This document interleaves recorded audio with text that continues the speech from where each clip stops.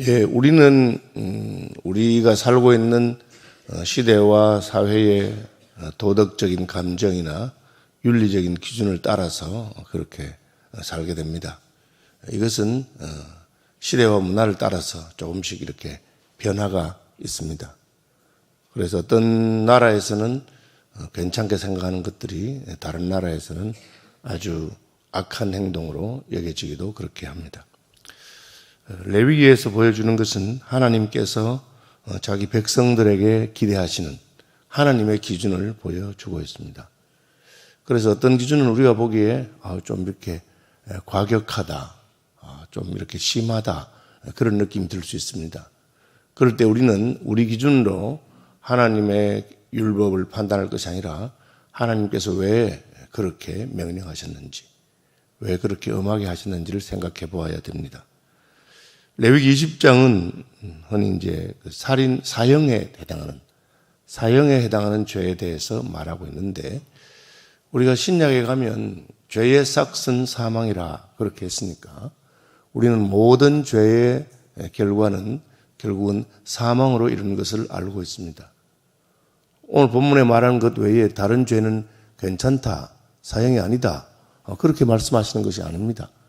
그런데 왜 하나님께서는 오늘 본문에 나오는 죄에 대해서는 특별하게 사형죄에 해당한다 하고 불에 태워 죽여라, 돌로 때려 죽여라, 이런 식으로 그렇게 말씀하고 있는가를 한 번 더 생각해 볼 필요가 있습니다. 그것은 이 계명을 받은 백성들이 하나님의 이름을 따라 하나님을 섬기는 이스라엘 공동체이기 때문에 그렇습니다. 특별히 오늘 본문에 나오는 죄들은 그 하나님을 섬기는 공동체라고 하는 그 정체성을 망치는, 공동체의 관계를 망치는 그런 죄와 관련이 있습니다. 너는 이스라엘 자손에게 또 이르라. 그가 이스라엘 자손이든지 이스라엘에 거류하는 거류민이든지 그의 자식을 몰렉에게 주면 반드시 죽이되 그 지방 사람이 돌로 칠 것이요. 그렇게 되어 있습니다. 이 몰렉은 송아지 머리 모양을 한 우상입니다. 그런데 송아지 머리에다가 이렇게 팔이 이렇게 딱 있는데 그 팔이 있는 부분을 후라이팬처럼 생각하시면 됩니다. 그걸 불에 달구어서 거기에 사람을 태워서 죽이는, 우리가 생각하면 이해도 안 되고 굉장히 잔인한 그런 짓을 하는데, 그런 우상을 섬기는 사람이 이스라엘 가운데 있다 하는 것은 하나님께서 견딜 수가 없는 것입니다. 다 나라와 민족이 다 다르지만 그 각각 섬기는 신이 다르니까 뭘 섬기든지 어떤 방법으로 섬기든지 그거는 그 사람들의 종교가 아니겠느냐. 그런데 그들이 이스라엘 자손이라면, 아니면 이스라엘 자손이 모여 사는 곳에 얹혀 사는 사람이라면 그렇게 해서는 안 된다 하는 것입니다. 제가 설교시간 잠깐 언급했는데 이번 대양주 총회는 발리에서 했는데 저는 아주 충격적인 걸 많이 봤습니다. 집마다 건물마다 자기들이 섬기는 우상이 있어요. 그런데 제대로 섬기지도 않은 것 같아. 그냥 우상 형상을 만들어 놓고 옷도 입혀놨는데 생전 닦아주지도 안 하고 청소도 안 하는지 이끼가 끼기도 하고 막 그렇게 해요. 어쨌든 자기들은 그걸 섬긴다고. 호텔에 제가 이제 아침에 식사를 하러 식당 왔는데 소가 한 마리가 있어요. 소가. 그래서 저 소는 왜 호텔에다가 소를 묶어놨는가? 나중에 보니까 그 소가 힌두교에서 섬기는 소예요. 그래서 우리식으로 말하면 예배 시간에 소하고 같이 예배하라고 맹상하고, 그래서 소를 보고 묵상하고 은혜를 받으라고 그렇게 한 겁니다. 몰렉이 소의 모양을 한 신인데 왜 그렇게 했을까요? 소는 힘이 있다. 소가 힘이 세고 하니까 그 소를 섬기면 우리도 힘이 세지고 튼튼할 것이다. 어떤 그런 감정을 가지고 하는 것입니다. 하나님을 모르는 사람들이니까 그렇게 하는구나, 그런 생각을 하게 되고 참 마음이 답답하고 선교사님들이 어렵겠구나 그렇게 생각합니다. 세상의 모든 우상을 섬기는 부족들이 다 있습니다. 그러나 하나님께서는 이스라엘 백성이 그래서는 안 된다. 하나님을 섬기는 백성이 하나님 말고 소가 좀 힘이 세 보인다고 해서 저걸 섬긴다든지, 그 소를 섬기면서 소의 구리로 만든 소의 모양 만들어 놓고 그걸 불에 달궈서 자식을 태워 죽인다든지 있을 수가 없다. 심지어 너희가 너희 속에 거류하도록 받아들인 이민을 받거나 너희 공동체 속에 같이 살게 하는 사람에도 그런 행동은 해서는 안 된다. 왜? 너희는 하나님을 섬기는 백성이기 때문에. 하나님을 섬기는 나라에서는 그런 일이 있어서는 안 된다 하는 겁니다. 우리가 이제 저는 발리에 갔으니까 아이고, 이 사람들 우상 섬기는구나 하는구나 하고 참 답답하다 그렇게 생각하는 것으로 끝입니다. 그러나 만약 교회 안에서 그런 사람이 있다면 그는 내쫓아야 됩니다. 여기서 말하는 사형에 처한다 하는 것은 끊어버리는 것. 더 이상 관계를 끊는 것을 말합니다. 신약에 가면은 아나니아와 삽비라가 죄를 지었을 때 또 거짓말하고 성령을 속였을 때 베드로가 너 죽어라 이렇게 하지 않았습니다. 너 왜 하나님이 싫어하는 짓을 하느냐, 하나님이 성령을 속였냐 하니까 죽어버렸어요. 하나님이 죽이신 것입니다. 그 말은 성령 받은 공동체 안에 그런 하나님의 성령을 속이면서 하는 그런 자가 있어서는 안 된다 하는 것을 보여줍니다. 다시 말하면 치리하는 것이죠. 그래서 적어도 교회 공동체 안에서 하나님이 용납할 수 없는 그런 죄를 짓고 있으면 그것을 그냥 버려둬서는 안 된다. 그것은 엄격하게 문책하고 치리해야 된다는 것을 말합니다. 그래서 그 지방 사람이 돌로 치라. 그 말은 너희 가운데 그런 게 없다. 우리는 관계가 없다. 저건 저 사람이 혼자서 저렇게 한 것이지 우리는 저 죄와는 상관이 없다. 그렇게 한 겁니다. 옛날에는 그런 공동체적인 게 있었어요. 예를 들어서 한 동네에 사는데 그 동네 사람들이 망치간 일을 했다. 혹은 불효를 했다.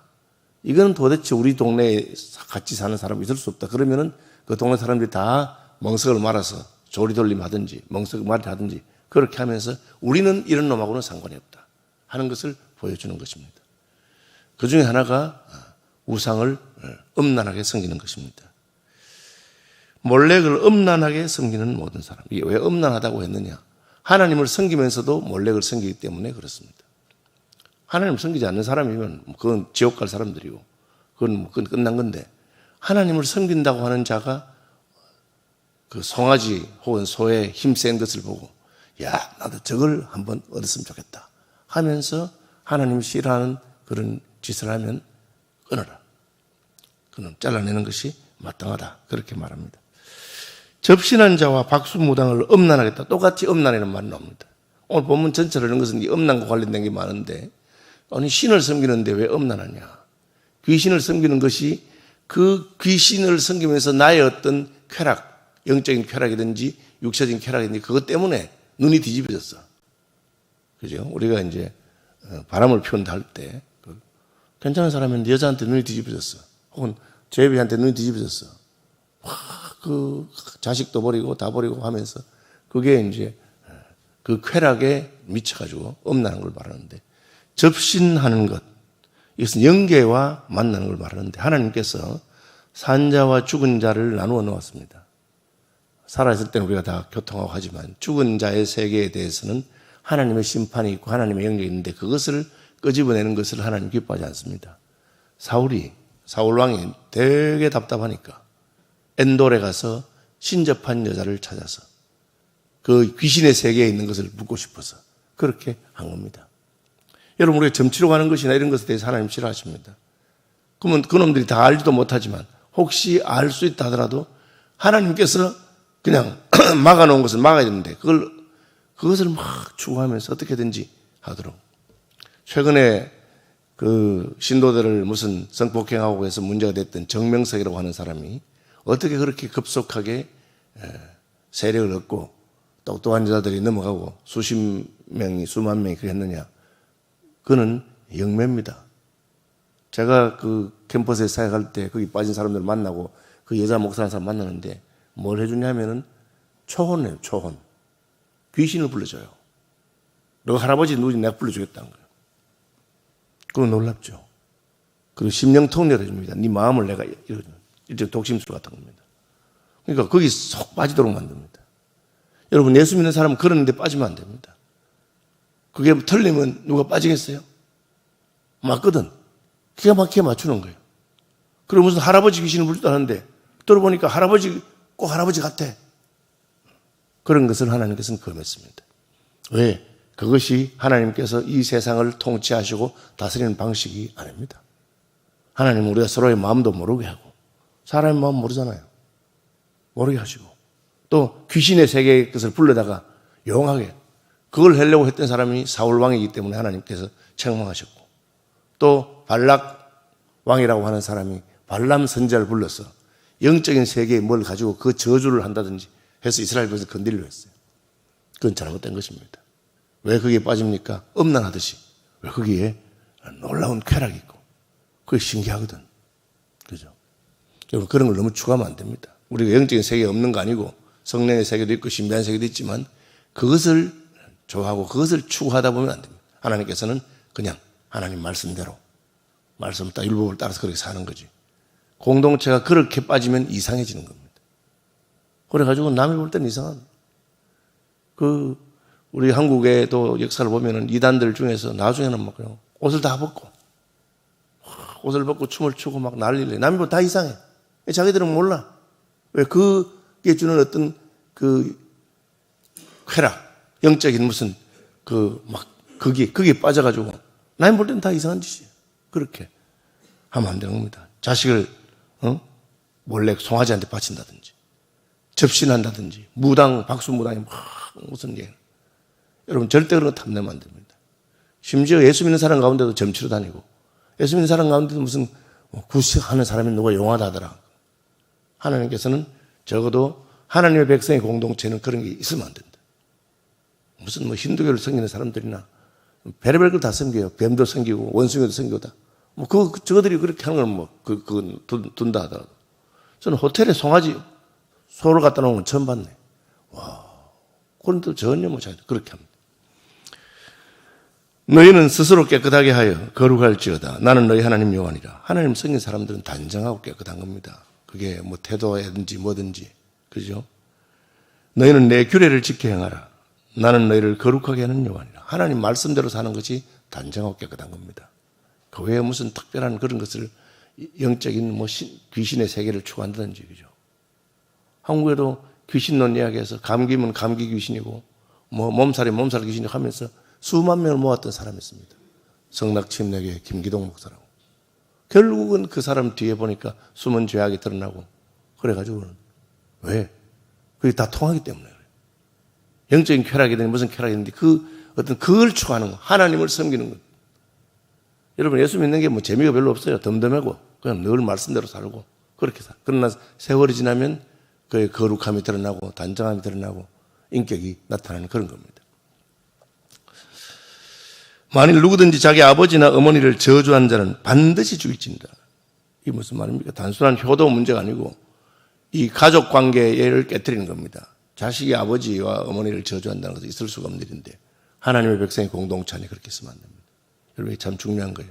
우리는 관계 가운데 살고 있는데 이것은 단순히 부모만 말하는 게 아니고 여러분이 여러분의 윗사람이나 여러분보다 권위에 있는 사람에 대해서 함부로 그렇게 하면 안 돼요. 겁이 없는 사람들이 있어요. 그냥 자기가 화가 나거나 성질 나면 지 할 말 다 해버려요. 막말을 해버려요. 그렇게. 그죠? 그럼 어떻게 되겠습니까? 그런 사람들은 공동체에 있을 수 없습니다. 그 관계를 깨뜨리는 사람들이기 때문에. 그래서 엄하게 그의 피가 자기에게로 돌아가리라. 아니 자식이 아버지를 보고 막 하는데 아버지가 때려 죽이라 그런 말 안 했어요. 그런 놈은 지 피가 자기에게 돌아간다. 그렇게 말했습니다. 피는 생명을 말하는 것이고 그 생명에 대해서 아무도 책임져 주지 않는 것입니다. 가인이 아벨을 죽였습니다. 아벨의 피가 하나님께 호소합니다. 그러나 이런 부모를 저주하는 자는 죽어도 아무도 호소하지 않냐고 그 피가 자기에게 돌아가지 하나님께서 그 호소를 듣지 않겠다. 저놈은 인간 취급하지 않겠다는 뜻입니다. 누구든지 남의 아내와 간음하는 자, 곧 그 이웃의 아내와 간음하는 자는 그 간부와 음부를 반대 줄지는 마찬가지죠. 관계를 깨뜨리죠. 가족을 깨뜨리는 겁니다. 누구든지 그의 아버지와 아내와 동침하는 자, 또 며느리와 동침하는 자 마찬가지입니다. 부모 자식 간의 관계를 깨뜨립니다. 왜? 부부는 한 몸인데 그 한 몸 된 것을 자기가 중간에서 빼앗아 와서 깨뜨리기 때문에 그것은 공동체를 존재 자체를 심각하게 흔드는 것입니다. 우리로 말하면 콩가루 집어야 되는 거죠. 그런 죄는 그냥 두면 안 된다. 교회 안에서 부모를 저주하는 것이나 아버지 아내를 취하는 것이나 또 아들의 아내를 취하는 것이나 다 그것은 있을 수 없는 일입니다. 그런 것에 대해서는 하나님께서는 사형에 해당하는 죄라. 그렇게 엄하게 말씀하시는 것은 우리가 관계를 귀중하게 생각해야 되고 함께 하나님을 섬기면서 다른 사람을 해치거나 그렇게 해서는 안 된다는 것을 보여줍니다. 누구든지 여인과 동침하듯 남자와 동침하면 둘 다 가증을 행하면, 이게 이제 드디어 동성애의 문제가 나오는데 마찬가지입니다. 한 공동체가 이루어지는 것을 하나님께서 어떻게 만드셨습니까? 사람의 공동체를 만드실 때 남자가 여자와 결혼해서 둘이 한 몸이 되고 생육하고 번성하는 것. 그것이 하나님께서 계획하신 것이고 그것이 존귀하고 귀한 것입니다. 우리는 혼인 제도를 존경하고 존중하고 혼인을 통해서 이루어지는 가정, 그 가정을 통해서 하나님이 자녀를 주는 선물, 그것을 귀중하게 생각합니다. 그 가치관을 우리가 잘 세우기 위해서 노력해야 됩니다. 오늘은 그런 가치관보다 내가 하고 싶은 대로, 그래서 음란하듯이 자기의 쾌락을 따라서 남자가 남자를 소돔 고모라 성에서 있었던 일입니다. 천사들을 보고 잘생긴 남자처럼 생각해서 야 불러내라, 우리가 상환하겠다. 여러분 이게 지금 젊은 세대는 굉장히 위험합니다. 저는 요즘 젊은 사람들의 문화가 어떤가를 이렇게 한번 살펴보는데 동성애에 관한 그런 소설, 그런 무슨 게 굉장히 많이 나와요. 왜 그럴까? 저는 그 작가들이 아마 그런 사람이 아닌가. 그러니까 그렇게 하는지. 우리가 생각할 때는 특별한 거잖아요. 그 잘 없는 것 같은데 그렇게. 그걸 홍보하고 막 그렇게 합니다. 그럼 결국은 뭐가 되겠습니까? 가정이 파괴됩니다. 하나님의 가정이 파괴되죠.